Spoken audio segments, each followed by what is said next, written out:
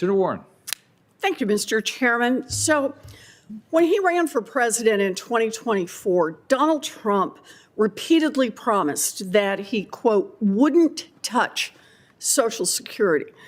And as soon as he took office, he immediately directed Elon Musk, who thinks that Social Security is a Ponzi scheme, to doge his way through the Social Security Administration. He slashed staff. He created new administrative hurdles that make it harder for Americans to get their checks, money that they earned. That is effectively a benefits cut. Now, Senate Democrats have fought back, and we have forced the Trump administration to reverse course on some of their most harmful policies, but this fight is not over. Social Security Administration is still facing a customer service crisis, and the Trump administration and the Republicans are still looking for ways to cut Social Security. So their current approach is make Americans work until they drop dead. So just listen to what Trump's appointees are saying. When asked about raising the retirement age, Social Security Administrator Frank Bisignano said, quote, everything is being considered and will be considered. Mr. Adcock, you are a Social Security expert. How would raising the retirement age affect Americans' benefits? Well, simply put, it's a benefit cut. It doesn't matter whether you claim Social Security benefits at 62 or 70 or how long you live, it's a benefit cut in any way you slice it. And so for every year you decide that you're going to raise the retirement age, you're taking about you're losing $24,000 of income for every year.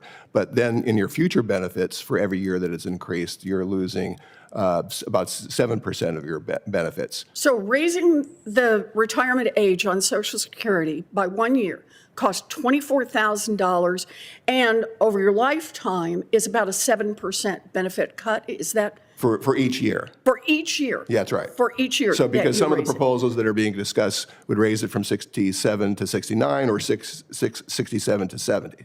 So if you go to 70, if you do the math, how big is the cut? Well, the math ends up being, it's a 20% future cut. A 20% future cut. Right. Okay. Yeah. So Frank Bisignano is not alone in this. After the Republicans blew trillions of dollars on a tax cut for their rich buddies in their big, beautiful bill, Dr. Oz said the way we dig out of a deficit is having, quote, the average American work a year later and not retire. Mr. Adcock, how many Americans without a college degree work in physically demanding jobs? In that category of people who don't have college educations, about 41% of them. So what does it mean to work an extra year? Well, it means an extra year that you don't have benefits, and especially, when we're talking about this particular group of people who need to retire early, generally their longevity isn't as long. I mean, I think I've seen studies where when you take the bottom half of the income scale, they live about 5 years less than the people at the top end of the income scale.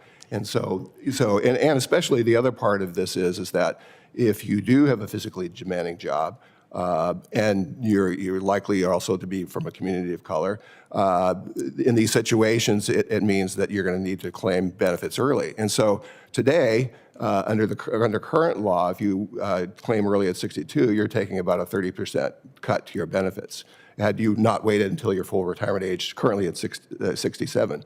But if you were to raise the retirement age to the full retirement age to 70, we're talking about a 50% cut. Wow.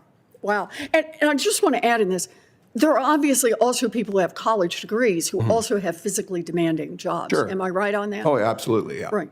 My favorite example are kindergarten teachers. Try it sometime. Right. But unsurprisingly, Dr. Oz is not thinking about the millions of Americans who work in manual labor, who have physically demanding jobs, many of whom have ground their bodies for decades at construction sites, hauling boxes in warehouses, scrubbing bathroom floors, and literally may not be capable of adding work. Indeed, as you say, these are often the people who have to retire early because they're just physically spent. And look, I'm all for older Americans working longer if they want to work longer. But let's not confuse wanting to work with being forced to work because the Trump administration is taking a sledgehammer to Social Security. Instead of hanging those workers out to dry, we should be expanding and protecting Social Security, especially when tariffs and war are now driving up prices for our seniors, for everybody in this country. So, Mr. Adcock, how could we pay for bigger Social Security benefits? Our preferred solution would be making the wealthy pay their fair share. Yeah, that seems right to me. Look, we've got to make sure that the wealthiest Americans pay their fair share and not force seniors to work until they drop dead. Right now, a billionaire, Jeff Bezos, Bill Gates, Elon Musk, pays as much in Social Security taxes as someone who makes $175,000 a year. I've got a bill to fix that, and it would raise enough money to increase benefits by $200 a month for every senior and help stabilize Social Security to make sure it is around for the long haul. Social Security is not charity, it is a promise. And it is a promise that people have earned. And the Trump administration is trying to strip away that promise, trying to chisel it, trying to shrink it up, and then rebrand it as an opportunity to work. Americans aren't buying it, and we're going to keep fighting back. Thank you, Mr. Chairman.